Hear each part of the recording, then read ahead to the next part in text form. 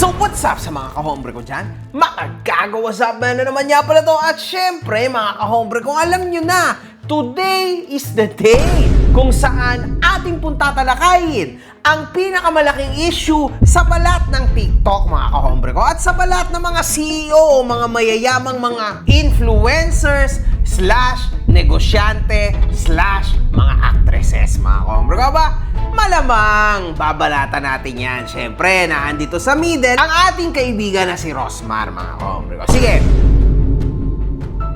Hinahanap niyo ba ako sa Facebook? Ito na ang bagong Facebook ko mga kahombre ko. I-follow niyo ako.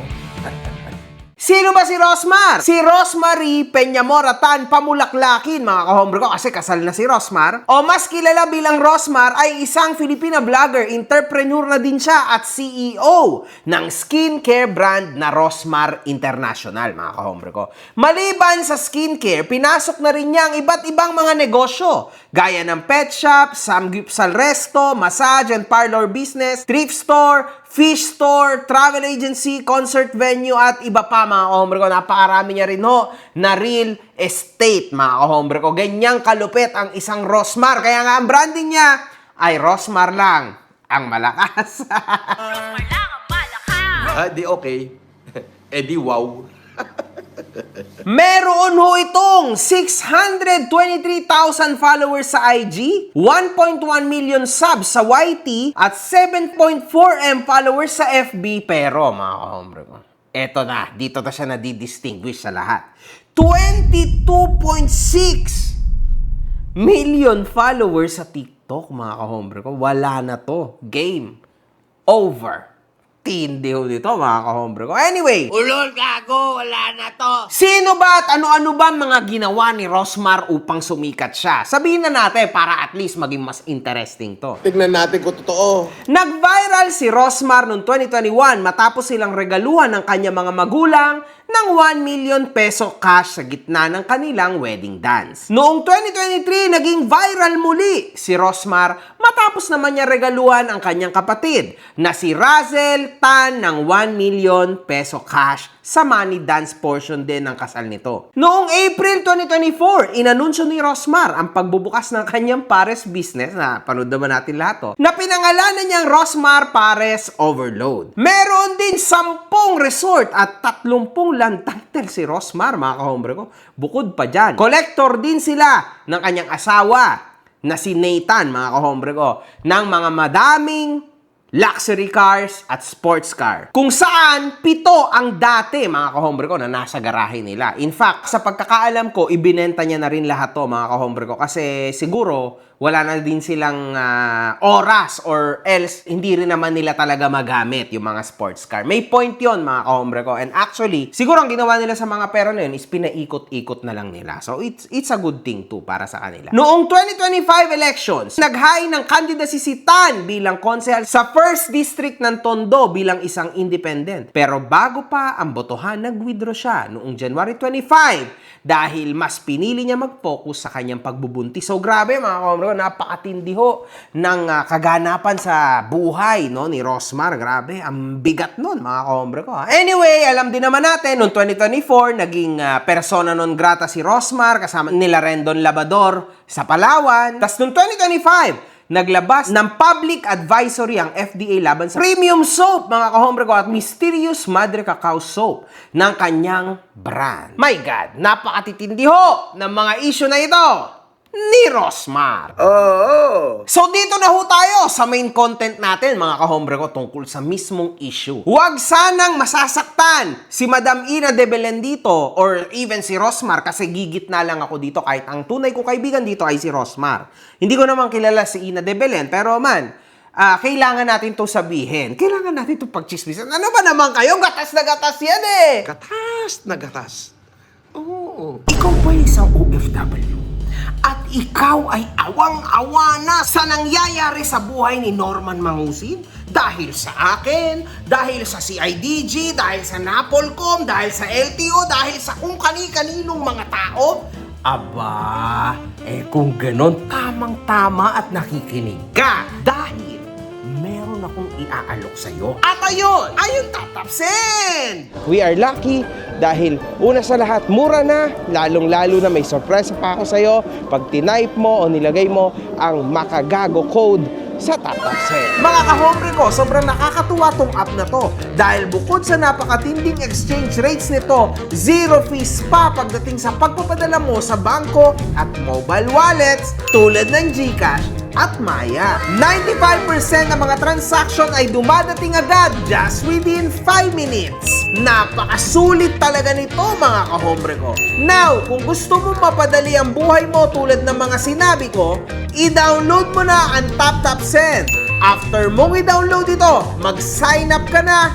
Pero syempre mga kahombre ko, huwag mong kakalimutan ang promo code ko na Makagago nang magkaroon ka ng extra $20. Totoo yun, $20 sa ipapadala mo sa una mong deposit. Ano pa ang inihintay mo, kahombre ko? I-tap-tap send mo na yan. Nagugat ang issue sa naging reply ni Ina de Belen sa isang comment sa kanyang post mismo, mga kahombre ko. Ayan o. Sorry po ha, nagtataka ako bakit nandyan si Jake Vargas. Akala ko talaga si Rosmar. Utang ina, gusto mo ihiyang ko mata mo? Kung di ko nabasa pangalan, nagdalawang tingin pa ako. Ang magjowa pala talaga. Ang ganda mo, pati ng damit mo. Guys, sino ba si Rosmar? Hindi ko siya kilala. Na-research ko na siya.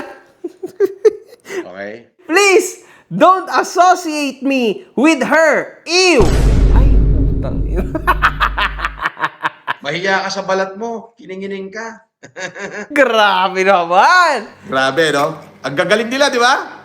Napakatindi mo nito, mga kahombre ko. Alam talaga, palaban din ito si Madam Ina de Belen, mga kahombre ko. Ha? Grabe, ang tindi ho nito. Easy lang, kapatid. Easy lang. Oo. Nakarating ang komentong ito kay Rosmar. Kaya nag-post din siya tungkol dito. Deleted na ho yung comment na yan ngayon, mga kahombre ko. Yung kinoment na yan ni Ina de Belen, mga kahombre ko. Anyway, sabi ni Rosmar, kung makaiw ka naman sa akin at di niya daw ako kilala, nahiya naman ako sa'yo. Filipina actress nakalagay, pero di din naman kita kilala. Oh my God.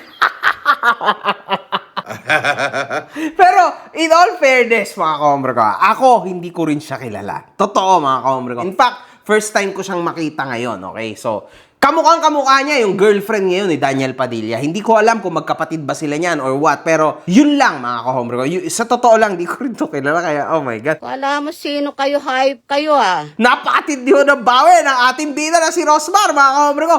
Mas maraming beses pa ata ako lumabas sa TV kaysa sa'yo, ante. Kung makaiwagas, inaano ka. Oh my God. Yan ang totoo! Pero totoo yan, mga kahombre ko, ha. Si Rosmar kasi nagti-TV yan. I mean, umaaktong artista rin yan. Lumabas din yan kung saan-saan. So, legit yan, mga kahombre ko. Talagang totoo ho yan. Naintindihan mo? Bumanat na naman ang ating bida na si Rosmar. Kung makaiw ka naman sa akin, mas mukha ka pang ang mom of three sa akin. Oh my God. Oh, mukha ng Bisaya. Utang ina to. At kung makasabi ka ng di mo ako kilala, mas di kita kilala saan ka lumabas. Yang naman sa'yo ang 30 million, my God, total followers ko. Kala ko di mo ako kilala. Pero sasabihan mo ako ng iw at nakakabwisit, okay lang sana na di mo ako kilala. Pero anong ginawa ko sa'yo? Para sabihan mo ako ng iw. Starlet na di pa nga sikat, attitude na agad, pwe, oh. Wow, ho, ho. Eh na mga totohanan, masakit. At dito mga kahombre ko, nag-post muli si Rosmar. Emote muna ako. Ang ganda kasi ng BG music ko. Sinabihan ka ng artista ko noon ng iw at nakakabwisit ng isang taong wala ka namang ginawa o pinakita masama sa kanya. At dito mga kahombre ko, mukhang nagalit. Mukhang sumagot din itong Ina de Belen. Ha? Muling sumagot siya at itong sinabi niya, "Hi Miss Ina, you are so pretty at for sure susugod dito yung mga paid trolls niya. Gawain niya magpa-troll account ng mga kaaway niya. Kaya wag pong papa-apekto. I love you pretty. Hindi mo siya kamukha. Diyos mio, napakaganda mo at napakalayo." Sabi nung Ina, not surprised? Kinakabahan yan. Grabe talaga mga kahorga. Iba rin mag-away yung mga babae. No? Nakakatawa. Holy shit.